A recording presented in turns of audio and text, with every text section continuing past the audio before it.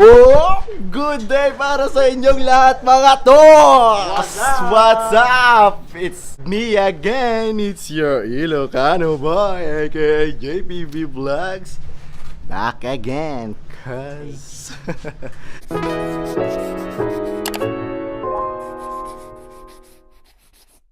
Tol, bakit nga ba tayo nakagantong outfit na naman? Ano bang trip na naman natin, Tol? Papangasinan look. Magpapangasinan loop. Anong trip mo, Tol? Wala. So guys, kung napapansin nyo kung ba't terno kami ng damit ngayon, kung bakit kami nakaganto, naka-gears, kasi naman tong taong to, yan, ina mo. Yung taong to, pag wala kang nagagawa sa buhay, pusa na lang nag-aaya. Tang ina, naglalaro lang ako ng ML, tas biglang magchat-chat. Marunong ako magradar. Tanginan to. Anong trip mo sa buhay, Tol? Pangasinan look. Tayo magpapangasinan loop. Boring. So yun lang, Tols. Kilala nyo tong partner in crime ko sa pagra-rides, tong si Darwin Richmond. Yan, kung napanood nyo yung vlog ko na nag-can't say no yung aking kaibigan sa kanyang girlfriend na ngayon. Yum. Ang ina, Tol. Kaso hindi ako nagpaalam gag. Oh, hindi daw siya nagpaalam, kaya Res, mag-practice ka muna dyan. Love you. Oh, ano sabi mo? Paalam ka na dito. Baby, I love you. So, ang akin din, ng aking boss, medyo nararadar ko rin naman siya mga Tols na hindi rin okay sa kanya yung mga ganitong gawain. Kasi dahil dyan sa taong yan, masyadong lakwatsyero yan. Pati ako nadadamay mga Tols. Di ko alam kung anong trip na itong taong to eh. Yan yung pala yung kapatid nyo. Yan, cute. Darby! Ika dito, Darby. Ipakilala ka sa kanila. Dali. Ika dito. Nahiya ka? Ika dito. Pakilala ka. Hi, I'm Darby. Sabi mo. Hi, I'm Darby. Ito, alis muna kami to. Ano yan? Ba't may ganito? Mic yan to, mic. Ay, may mic na ngayon! Alis muna kami to. Akala ko buhok. Yan, tatay ni Abin. So, ayun nga mga Tols. At hindi namin alam kung paano namin sisimulan tong trip nitong taong to. So, magpapangasinan loop daw kami. Ewan namin. Ewan ko lang kung saan kami makakarating yan. So, ayun na nga mga Tols. Kita-kits na lang tayo mamaya kung saan man kami makakarating. In 3, 2, 1. I get misty just holding your hand. Walk my way.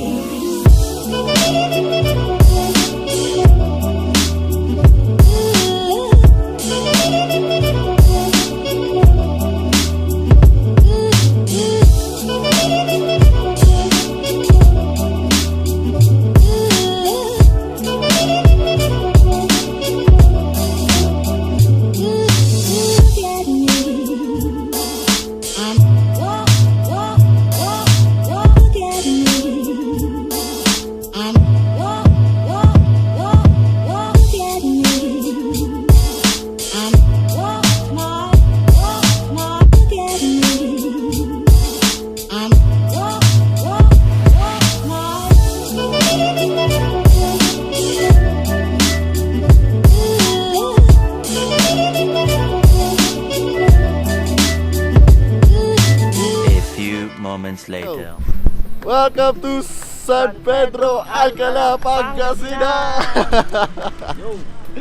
Yun, Tols, kita-kits na lang sa second stop. Woo! Welcome to Nueva Ecija Arc! Pinakadulo ng Humingan. Ay, oo. Dulo ng Pangasinan sa papuntang Nueva Ecija yan. Sir, takpan ba? Yan. Woo! Punta na tayo sa susunod na stop. Let's go! Welcome to San Nicolas, Pangasinan! Woo! Third stop. Kita-kits na lang mamaya sa susunod na stop. Let's go! Welcome to Villalona, Pangasinan! Woo! Welcome to our town. So, yun na lang guys. Kita-kits na naman mamaya sa susunod na stop. Kain muna tayo. Let's go! Welcome to San Fabian, Pangasinan, La Union, Arco. Pangasinan. Bakit naman yung Pangasinan, tol? Ilawan ko. Pangasinan, no? Pangasinan yan. So, wait lang. So, dito kami ngayon sa San Fabian. San Fabian, Pangasinan, yung papuntang La Union Arc. So, pang-apat na natin to na stop, di ba? 5. Pang-5 stop. So, kita-kita na lang tayo mamaya mga tolls sa susunod na stop. Let's go! Welcome to Dagupan, Pangasinan! Dagupan! Dagupan! Dagupan! Tayo next stop, par. Bolinao! Malinaw na tayo. Oo, pre. Time check, time check. Time check, motherfucker. 9:55 p.m. 9:55 na mga katols. Nandito pa lang kami sa Dagupan. So mamaya na. Kita-kits na lang ulit sa susunod na stop. Let's go! What's up? Welcome to Sual, Wow, Pangasinan. breaking. Time check, time check. Time check. 10:38. Putang ina. Ano? 10:38. 10:38 na, sa Sual pa lang kami, tolls. So, kita-kits na naman mamaya sa susunod na stop. Pangilang stop na to? Anim. 6. Yung pang 6 na stop na namin to sa Pangasinan Loop. So, tara, let's go! Diretso na. Welcome to Alaminos, Pangasinan! Time check, time check. Time check. 10:51. 10:51 na. So, Malapit na. let's go, Bolinao! Kita-kits na lang mamaya. Let's go, Pangilan to, let's go. pangilang stop to. 7. So, let's go! What's up? Tangina, welcome to Bolinao, Pangasinan! Woo! Diretso pa kami sa Patar Lighthouse. Kita niyo yan? Bolinao, Pangasinan, mga tolls! Damn. Pangilang stopover na natin to, tol. Ito, 8 na ata. ito. Sa Swan. Walo. Pang 8 stopover, pang 8 picture, pang Pangasinan Loop. Pangasinan. So, time check.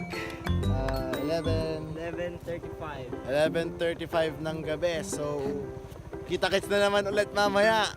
Magpipicture lang kami dun sa Bolinao. So, let's go! Patar.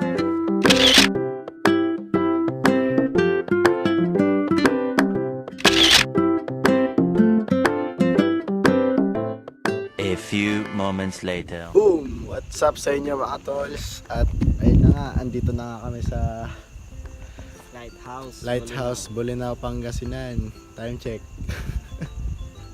Haba na. 12:40. So, 12:40 na. Madilim yung lighthouse eh. Ayan yung lighthouse. Makikita. Hindi kasi makikita. Sayang to na to. Welcome to Cape Bolinao Lighthouse. Hanggang dito lang yung nakayanan ng powers namin kasi ay, may lakad bukas. Ikaw, ano oras lakad mo bukas? Alas 12. Siya alas 12 siguro sa akin mga maaga-aga pa yon. So pag pumunta pa kami ng Patar, yan, susunod na Patar, yun. Papunta pa dun sa dulo. Pumunta pa kami doon. Medyo late na talaga. Sobrang late na. So tas babalik kami ng Gaagno muna kami after dito sana. Then Dasol, Aguilar, then San Carlos, tas Lingayen. daanan natin yung Lingayen, boy. So ayun, di na nakayanan ng powers. Kaya namin pero hindi na kaya sa oras kasi may lakad pa bukas. Hanggang dito lang kami sa Bolinao Lighthouse. Yun lang talaga yung nakayanan ng oras kasi wala eh, may lakad talaga bukas. So ano tol, ang balak mo tol? Pahinga muna tayo kahit saglit, enjoyin natin tong Bolinao. Buli na, my friend. Ay na, trip lang to guys. Kung mapapansin nyo kanina. Tinutuo niya. So update na lang namin kayo ulit mamaya mga tolls kung anong plano. Let's go. At ayun na nga mga tolls. Bago ko tapusin tong vlog na to, gusto ko lang ikwento kahit papaano yung mga nangyari dun sa lakad namin ni Pareng Darwin. So ayun na nga, medyo napaka weird na nakakapangilabot yung nangyari sa amin nung habang kaming naglalakbay. Nung una, share ko lang naman mga tolls. Para aware naman kayo. Nung una, dun sa may arko ng Nueva Ecija, papuntang Nueva Ecija, yung arko doon na Pangasinan, meron nakakakilabot na nangyari sa amin. Kaya pala nung una, meron akong naaamoy na kakaiba. Kumbaga parang amoy na hindi ko naman alam kung anong ibig sabihin ng amoy na yun. Pero nasisense ko na iba na yun. Parang kumbaga iba na yung nararamdaman ko. Tsaka i-share ko lang naman sa inyo mga tolls na yung banda doon sa may Nueva Ecija na arc is napakadilim. Kaya pala nung nag-aantay kami doon ng picture taking ganun kasi may mga dumadaan na sasakyan pero bihira lang. Kumbaga nakaupo lang ako sa may gilid and then inaantay ko yung kaibigan ko na si Pareng Darwin, nasa kabilang lane siya. Ako nasa kabilang lane din. So para mailawan namin yung arko na Pangasinan, so nag-aantay ako doon. Kaya nandun ako sa kabila, nandun siya sa kabila. Meron ako na amoy na hindi ka nais na amoy na parang amoy panis na liver. Nakakamoy na ba kayo ng mga panis na dugo? Ganun. Yun yung naamoy ko. Pero gusto ko sanang ipakita yung video na yun pero masyadong maselan. Tsaka sobrang creepy yung video na yun. Pero censored talaga yun. Kasi super private ng video na yun. Kasi nga, hindi ka nais yun. Dun sa part na inuupuan ko, merong arrow na nakalagay. May nakaturo sa baba. Tapos, merong plastic dun. Yung pala yung naaamoy ko. And then, nung pumunta na si Pareng Darwin dun sa akin, naapakan niya tong plastic na to. Oo, naapakan niya tong plastic na to. Itong plastic na to, nakabalot sa dalawang plastic. Kumbaga, dinalawa yung plastic para siguro hindi mangamoy. So, nung habang nandoon ako, naamoy ko. Habang nung pumunta si Abin dun, yung napisa niya, naapakan niya, mas grumabi yung amoy. Tsaka namin nalaman na basta mahirap sasabihin sa inyo yun mga tolls. Yung laman pala nun is yun yung nangangamoy mabaho. And then yung pinaka creepy doon mga tolls, no? Bakit ando doon sa tabi ko lang yung plastic na yun and then may nakatutok na arrow? Kumbaga yung nangyari doon parang planado yung nangyari doon mga tolls. Nilapag lang doon yung plastic na mismong nakatutok yung arrow. Doon nila mismo nilagay yung plastic. Sobrang creepy mga tolls kasi walang masyadong dumadaan. Meron naman pero hindi masyado kasi nga sobrang dilim and then ang creepy ng way na yun papuntang Nueva Ecija. Siguro yun nga, kung sino man yung gumawa nun sa Nueva Ecija na arc na yun, dapat magkaroon kayo ng konsensya kung sino man kayo. At tsaka share ko lang ulit, may bandang Bulinaw naman mga tolls, dun sa may lighthouse, kung napuntahan nyo na yan yung lighthouse na yun, meron ding creepy na nangyari doon sa amin ni Pareng Darwin. Kasi kung babalikan nyo yung clip na nandun na ako, nag-vlog ako doon sa may madilim na part sa may Bulinaw lighthouse, kung mapapansin nyo doon parang may iba yung boses ko doon, iba yung boses namin parang may echo siya na sobrang lalim kung napansin nyo. Pero ang nakakatakot doon mga tolls is nagva-vlog ako, wala naman akong intention na gambalain man kung sino man yung mga nakatira doon na kaluluwa o anong espiritu doon. Yun na nga mga tolls, yung nangyari doon sa may lighthouse is nag-vlog ako And then, dinidescribe ko pa yung mga lugar doon. Nagtuturo-turo ako. Siguro bawal yon magturo. And then, pagkatas kung inand yung clip ko na yon, may napansin ako sa video ko. Parang, nung plinay ko ulit, parang may iba. Naririnig ko yung boses ko na hindi yun mismo yung boses ko. Nagets nyo? Kumbaga kayo, yung boses nyo, pag plinay nyo, hindi nyo boses yung maririnig nyo. Yun yung narinig ko. Iba yung boses ko. Para akong naging demonyo. Yung tunog na, ang tawag dito? Pag nag-slow, ano yun? Pag in-slow motion mo yung ano mo, yung video mo, pag in-edit mo ng pa-slow, ganun yung boses mo, yung parang demonyo. Naging ganun yung boses namin ni Abin dun sa may lighthouse sa Bulinaw. Yun lang mga tolls. Ewan ko lang kung niniwala kayo dun sa mga sabi-sabi ng mga taga Bulinaw na meron nga daw talagang nagpaparamdam dun sa may lighthouse na yon. Siguro para sa amin, nagambala rin namin yung lugar na yon, kaya tawag dito, nagparamdam sa amin. And then nung clinip ko naman yung video na yon, yung pinanood ko ulit nung pagka-uwi namin sa may Ordaneta, kumain kami, medyo nawala ng konti yung boses ng parang demonyo. Promise mga tolls. First time kong ma-encounter sa buong buhay ko. Yung ganun na ka-creeping, then di mo naman ina-expect kung bakit ganun yung mayayari.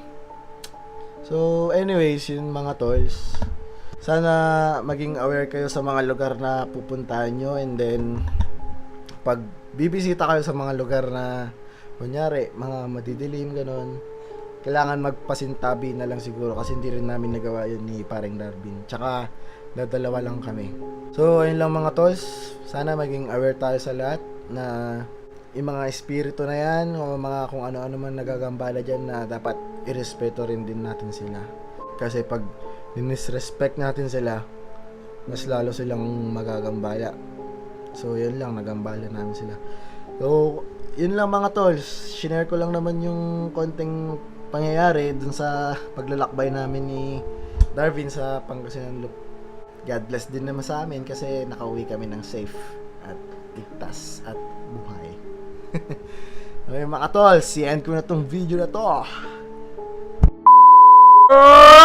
Yun na nga mga tolls! Maraming salamat sa inyo sa panunood. Kung nagustuhan nyo naman tong video na to, huwag nyo naman kakalimutan mag-like at mag-comment at subscribe nyo na yan para naman rumami-rami naman yung mga subscribers natin dyan mga tolls. At comment nyo na rin sa baba kung ano pang gusto nating ikutin dito sa Pangasinan. Comment nyo na dyan at puntaan natin na malibot natin kayo. So ayun lang, I'm your Ilocano boy aka JPP Vlogs is signing off. Peace. Bye-bye.